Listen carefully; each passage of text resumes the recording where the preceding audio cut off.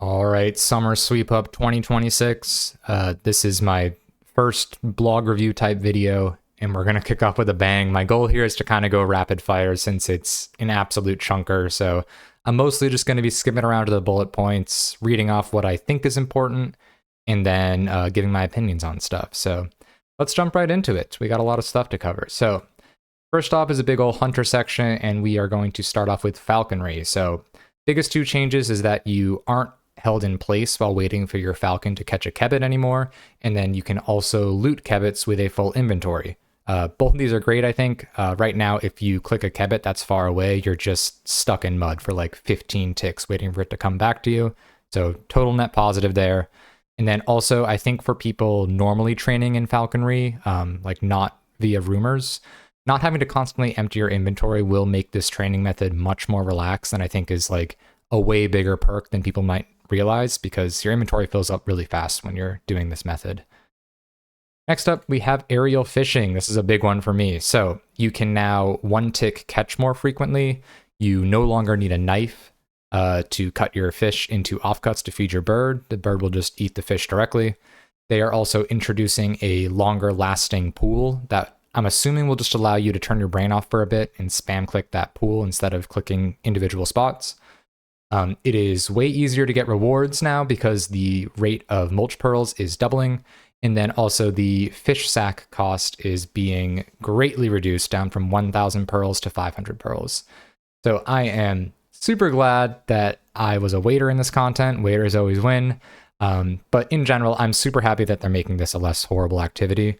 It's actually a very solid hybrid training method for hunter and fishing, but it was very underutilized just because of how ridiculously click intensive it was.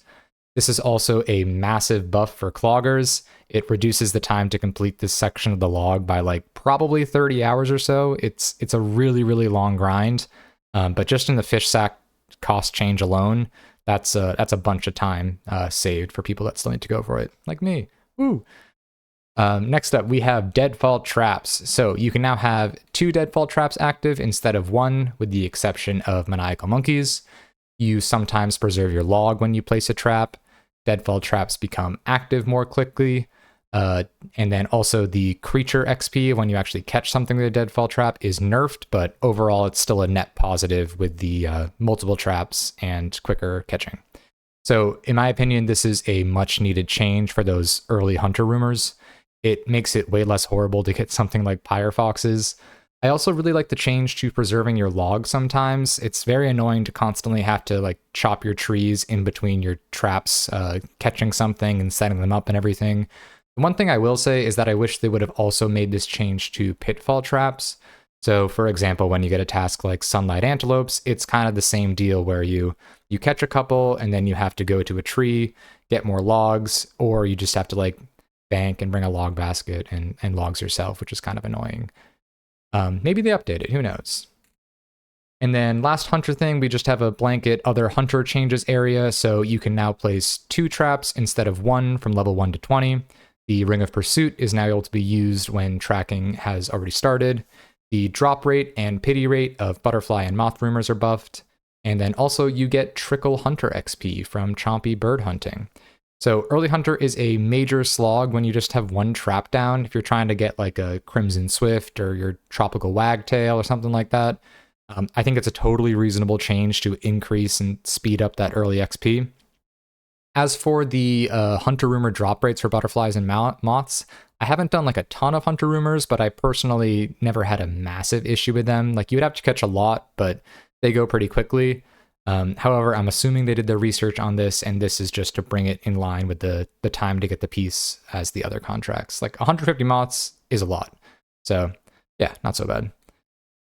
Next up, we have agility course changes. So we'll start off with Sepulcher.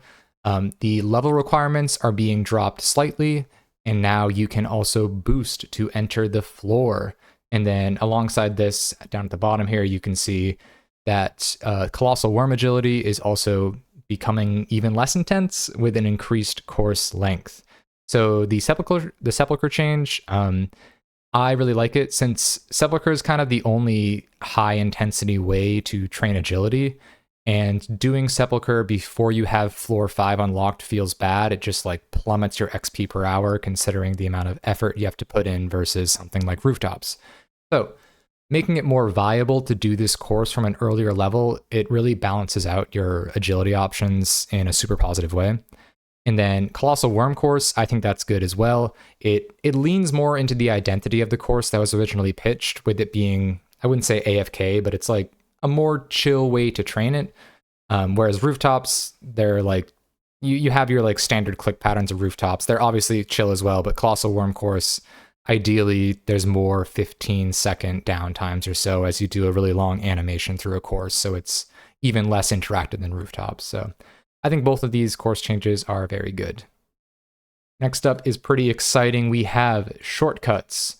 So two ones, I'm not going to list out every single one, but two of them kind of stick out to me. One is the image that was shown, which is the Mostly Harmless clue scroll steps. I'm assuming they're just going to add a stepping stone somewhere between like the islands or something like that. But that's just going to reduce the time that it takes. There's both an elite and a master step on those two islands, so that will reduce the time to get there by a lot, which I'm super happy about because it really sucks going through the massive cave of cave horrors. But yeah. And then the other one that caught my eye was the agility shortcut near Giant's Plateau. I think it's an easy clue scroll step, maybe medium, but you have to dig at some statue there, and normally the best way to get there is through a minigame teleport, but if you're on cooldown for that, this is a nice other option to not have to go up through the big windy road to get up to all the different giants and everything. So nice little QOL. And then also, they are making grapple shortcuts. You're going to be able to use them without a grapple if you have a higher agility level. I think this is an excellent change. No one ever uses these shortcuts because no one is ever carrying a grapple around. So none of the shortcuts specifically stand out to me as being super helpful for like a specific clue step or an activity, but I've also never really considered the shortcuts in general beforehand, so I could definitely be missing something. All right, down we go onto Guardians of the Rift. So some good changes here. You can now purchase the Abyssal Needle for 750 pearls, and then also the Abyssal Lantern functions outside of the minigame. And then the last one's very small, but the Guardian's Eye simply unlocks a metamorphosis on your runecrafting pet instead of needing to use the item on the pet. I think these are all great. In my opinion, all minigame uniques should have some sort of dry protection at a steep cost. And right now, I think that mechanic is like kind of sprinkled into random areas. Like in Guardians of the Rift, you can buy a lantern with pearls, but not a needle. I do think 750 pearls is extremely steep. But it will be a useful escape hatch for anyone just trying to like get the needle and get the hell out of there forever. I also think that allowing the lantern to work outside of the minigame is a nice little buff for runecrafting in general. For example, Zaya Blood runecrafting, you'll see a nice little increase in blood runes per hour if you use a Blisterwood lantern. And then also being able to use a Redwood lantern to stop pouch degradation is going to be a massive quality of life buff for people doing traditional runecrafting. In a similar vein, we also have Temperos, so you can purchase a fish barrel and tackle box for 6,000 spirit flakes each. Again, I think this is good because it kind of adds on this dry protection for a minigame unique. I don't really know how many spirit flakes you get per hour, but I would assume this is relatively balanced. It seems much more reasonable than 750 pearls, but maybe I just haven't done Temperos in a while, and I have done Guardians of the Rift recently. All right, next up is kind of a skilling update that I don't really have that many opinions on because I am not that much of a skiller. But how I interpreted a lot of this was basically they are going to be reducing the yield variance across the board with more harvest lives on Coral, but a larger chance to use up one of the lives. And sorry, this is all for Coral and the underwater farming thing introduced with sailing. So as you can see here, this causes the average yield to be increased at lower levels, but decreased at higher levels. Like I said, I'm not a major skiller, so I don't have massive opinions on this. So I'll kind of choose to abstain, but less variance in harvest yield feels reasonable to me. I farmed some of these when sailing got released, and yeah, sometimes I would get like 10 coral from a harvest, and sometimes I would get 150 or something ridiculous. So seems fine. I'd be interested in like a skiller's opinion on this though. All right, other skilling tweaks, we have some small things. So bonfires now start adding your logs automatically instead of needing to go through the make X dialog. The herblore level requirement is removed from the reagent pouch. Sharklers are now a 4-tick cycle instead of 5-tick, and the elite clue rate from heroes has also increased. These all seem minor, but fine by me. The biggest one that probably sticks out is the Sharkler change. I like this because Sharklers replaced like food like manta rays and sharks directly, so they always felt pretty bad to get from PVM, outside of players that were hunting for like the loop halves of a moon key. And then also I actually just recently listened to the logcast from Lone Gym Rat, and apparently pickpocketing heroes is the meta for level 3 cloggers trying to get elite clues. So that's a nice change for all 5 of those people. All right. Here we go. We're going to the big one. Gauntlet and corrupted gauntlet changes. Okay, let me try and... Yeah, that seems like a good place so you can see it all. I'm not going to go through everything, but this is obviously very spicy. I'll go through the things that I think stand out the most to me. So demi-bosses will spawn in some static locations, so you don't have to hunt around for them as more. Crystal shards are now going to drop in more consistent amounts, and armor ingredients like the bark and linen thread and all that stuff, those are going to be stackable, which I think is my favorite part of all of this. So in general, I love that they didn't overreact to all of the Redditors screeching about buffing the enhanced weapon seed rate. I might catch some flame for that, but I'll give my reasoning a little bit. So I think that the Bofa grind is very long, but I don't think that it's out of place for what it's giving you. It's essentially a mini T-bow, and the time that it takes to get a mini T-bow should be pretty long. Like, not as long as an actual T-bow, but I think CG is like, the length of time that it takes to get this item is pretty representative of its power level. The main reason that I think people burn out of Gauntlet is either they're going there extremely underleveled, like base 70 stats or something, or they just like sit in the basement of CG and only do CG and nothing else, which is very depressing.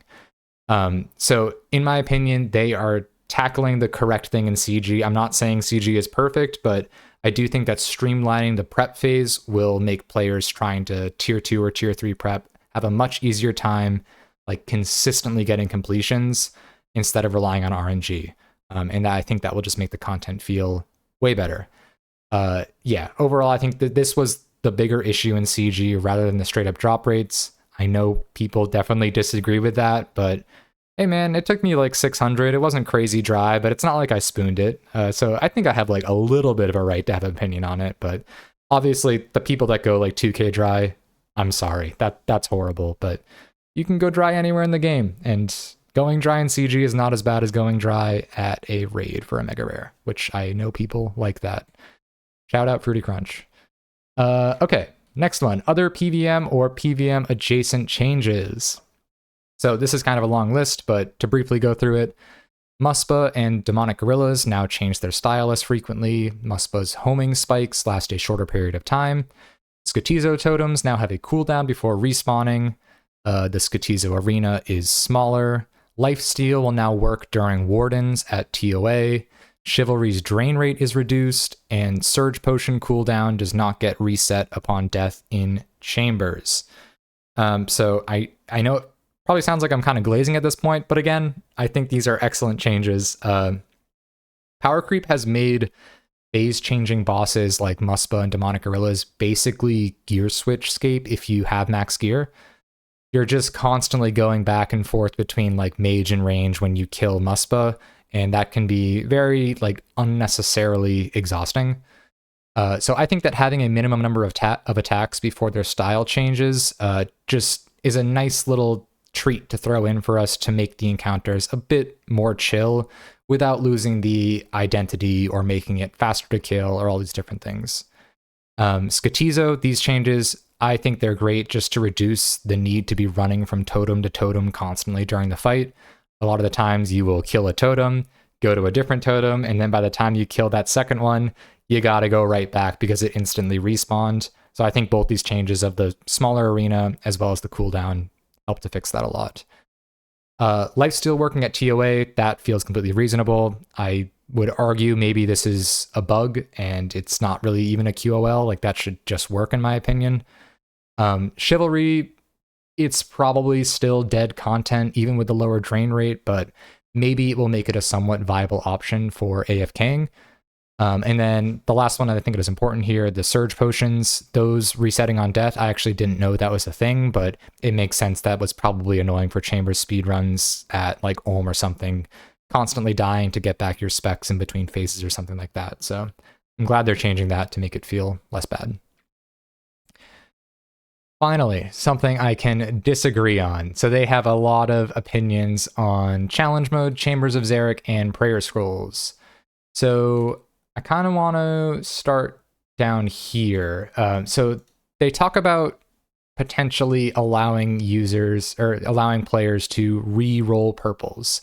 And the main reasoning is that flat out buffing the drop rates of Chambers for non-scroll drops would have negative effects on the economy, in short. So I have a few thoughts here. I get where they're coming from with wanting to reroll purples. This will prevent Iron Men from having...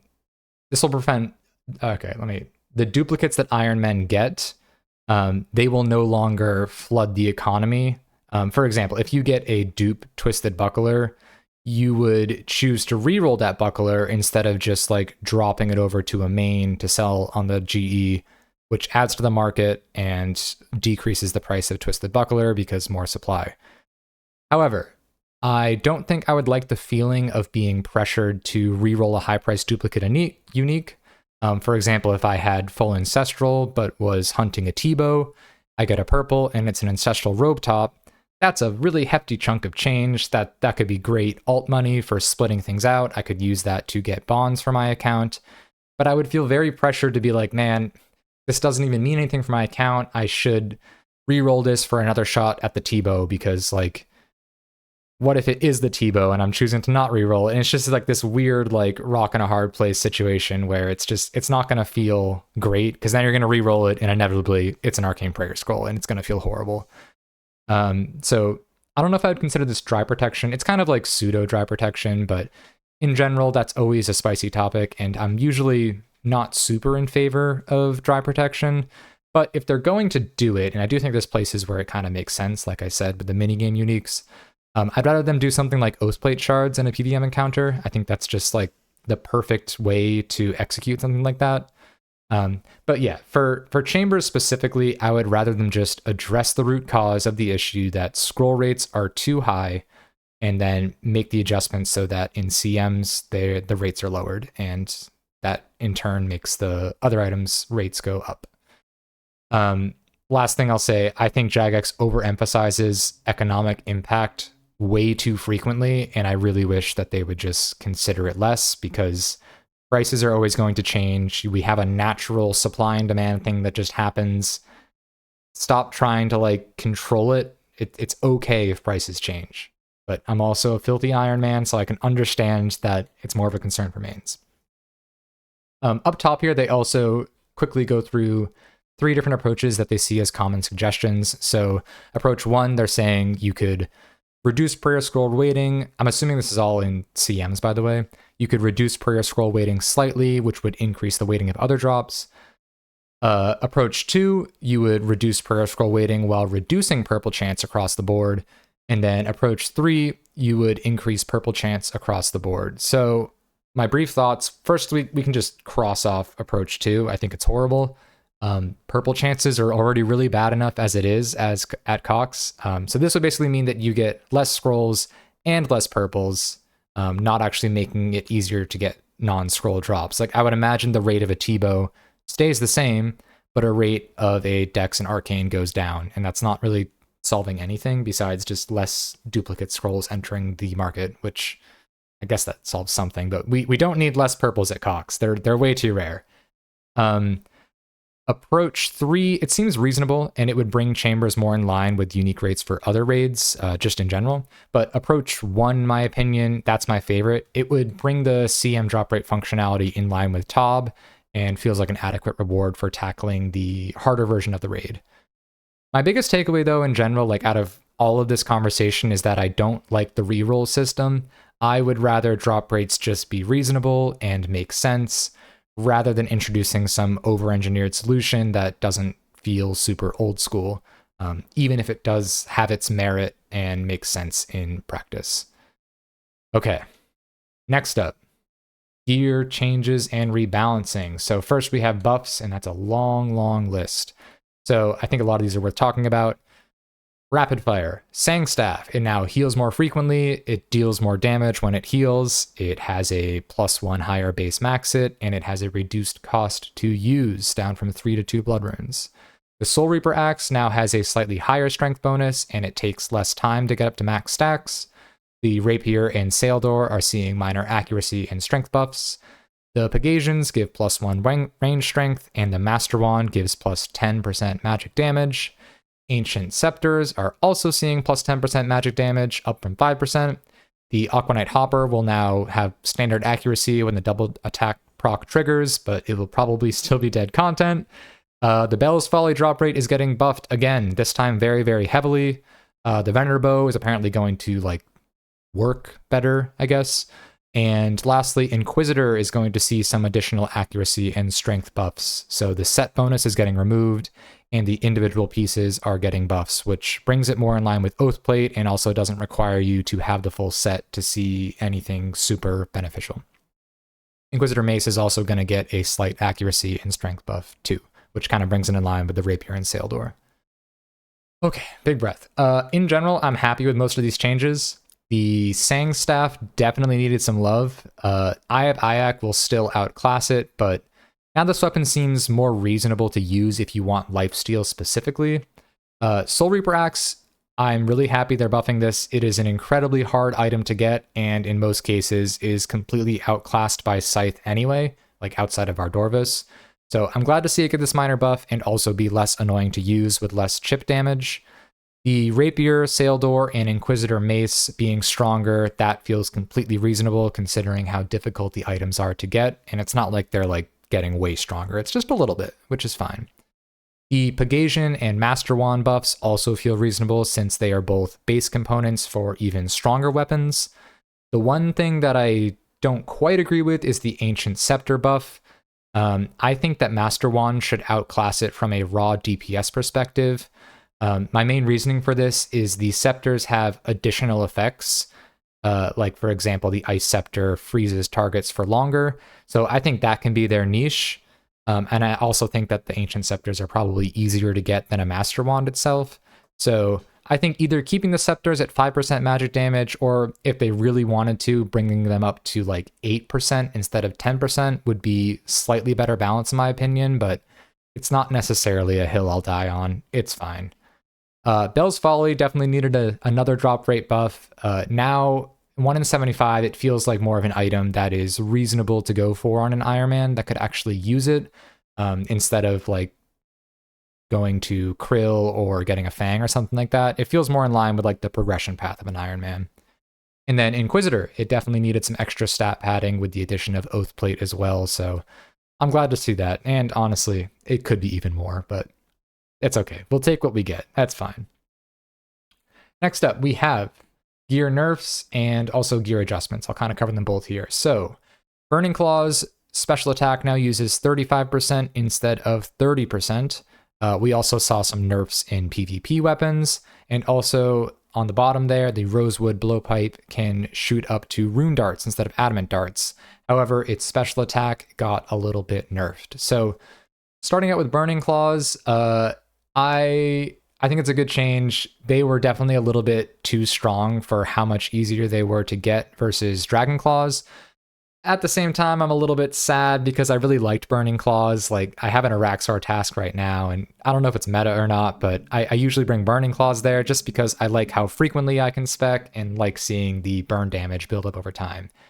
But I think it makes sense. I think Dragon Claws should be a strict upgrade over Burning Claws outside of demonic creatures, and I think that this little tweak of a change accomplishes that, and it makes it more of a clear divide of which one to use, because Dragon Claws are a lot harder to get.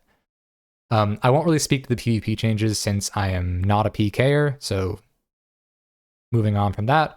And then the Rosewood Blowpipe, I am glad it can use rune darts now. I don't think that it needed the spec to get nerfed. Like, it's probably still dead content even with the ability to use rune darts, just because Toxic Blowpipe is way better. So I don't see why they felt the need to remove the spec, but no one's using it either way, so just let it have a little bit of love, man. It's fine. Okay, going on. Early game gear additions. I think these are some pretty cool changes. So early game gear, they are adding elemental specific magic amulets that give accuracy and damage for a specific elemental spell. And they are also adding the Necklace of Fangs, which gives a minor range strength bonus dropped from Turoths. So this is definitely something that I think there was design space for. I think putting the drops on lower level Slayer monsters like they have here is a great place for them. Especially, like, for example, hunting an air diamond for something like a Killer Watt. I think that's perfect. You'll want to do that before you go to Barrows, since at that point you almost certainly won't have an occult that's a very high Slayer level. So I think that's just like a nice little mid or early game goal to go for these newer accounts. Okay, moving on. Miscellaneous changes. So it is now easier to get rune pouches from higher level abyssal creatures. Energy potions are easier to get, and they give 15% run energy instead of 10% run energy. Lecterns have a create last option. This is a big one. Gommel's Lucky Penny is now an unlock instead of an item. Absolutely massive. And the Seed Vault will respect locked inventory slots. Similar to something I said before, this feels more like a bug fix than QOL, so probably didn't have to be here. They could have just fixed that. They're also removing the timeout from creating Tob parties and entering fight caves. And lastly, the pets can now follow you into more places, which is pretty cool. I think these are all great. Main, I think, outstanding part of this section is the Gommel's Lucky Penny being an unlock instead of an item. I think this is amazing. I no longer need to constantly be deciding between prayer bonus or saving scythe charges. The item is weak enough as it is, and master combat achievements is a pretty big deal, so this feels great to have, and have it just always be applied in every scenario without actually having to like make a decision about it. I think this could also potentially motivate players to go for master CAs, if the like something like the thrall timers wasn't enough of a motivation for them already. All right, we are getting there. Next up, birdhouses. So these are potential changes, like they say. They're not actually pushing these through just yet, but they want to get opinions on them. I am ready to give opinions. So for birdhouses, the main takeaways here is that they are exploring the idea of moving the reward space of birdhouses from XP to getting more nests. So I think, yeah, what they're saying, they're going to increase the nest output by 50%, but then reduce the XP offered for checking them. So personally, I like this direction since it will shift the hunter meta into actually training hunter instead of doing another hourly scape chore. I'm not a fan of chores. And we already have farming. This is basically just like, it feels like an addition to farming, but in a completely different skill. So with Hunter, how it was before, or how it is now, is it basically feels bad to do anything besides birdhouses for training it, because their effective XP per hour is just so crazy. Like, if you're doing redwood birdhouses, you spend a minute doing a birdhouse run, and you've gotten 5k XP. You do that 60 times, that's like a really good XP per hour without having to do much. And yeah, I think the trade-off for having them give more nests but less XP makes it feel less bad. It just kind of shifts the focus of the reward space into gathering secondaries for brews instead of it being like a primary training method, because it doesn't really feel like you're actually hunting anything. You're just doing a farm run. Yeah, so overall, I like this. I hope to go forward with it. I'm going to be interested to see what other people think about this as well. And the last one, you can see it on the bottom here. There's always going to be a nightmare thing. This one's very spicy. Where should I put this? I think I'll do right there. So they are proposing shifting the Eldritch and Volatile Orb to a different encounter completely. This is kind of funny. It's actually similar to something that I talked about with Sebe during our recent cast, and we both agreed that we wished orbs just never existed since they're awkward to use and they also just bloat the drop table so much. Overall, I think it would be great to shift some of the reward space. It is a radical change, but I do think it would be great to shift some of the reward space outside of Nightmare to like a different boss encounter. The one thing I'll say is I think it feels very weird to keep the staff and harmonized orb on the table while having the other orbs be on something else. Like, I don't know how they would make it thematic to have a different boss give orbs or a staff dropped by Nightmare. That feels a little bit odd, but I like the direction they're going with it, at least. Like, Nightmare dropping the Inquisitor armor and the mace is still plenty of reward space. It definitely doesn't need the staff and orbs, but in my ideal world, I think the staff and all 3 orbs would be on a completely different boss entirely, and then Nightmare only has the armor and mace. But yeah, this is like way more radical of a change than I expected, but I like that they're trying to just like nip it in the bud of being like, we're so sick of all these minor tweaks to Nightmare, can we just like do one final thing once and for all and just never touch the boss again? Because if they do this, then I might actually start grinding it, because I would feel more confident that they're going to be done tweaking it. Because as it stands right now, it's like every year or two, they're just buffing the drop table or buffing the drop rates to Nightmare. So it never feels like I should actually go grind it, because it's just going to get easier and easier over time. So yeah, I really like it. Really good. And oh my God, we're done. Yeah, this is very, very long. Hopefully I made it underneath 30 minutes. We'll see. But yeah, this was a very, very beefy blog. Overall, I think it's really great. There's like a couple minor tweaks that I suggested, but I'm super happy with all these changes. I think they're great. I hope you like the style too of me just kind of like rapidly going through everything, because if I just sat here and read this blog, this would be like a 2-hour video. So I kind of went through, gave some notes on my own, and went through it like that. So thank you for watching. Let me know what you think of the blog, and yeah, bye.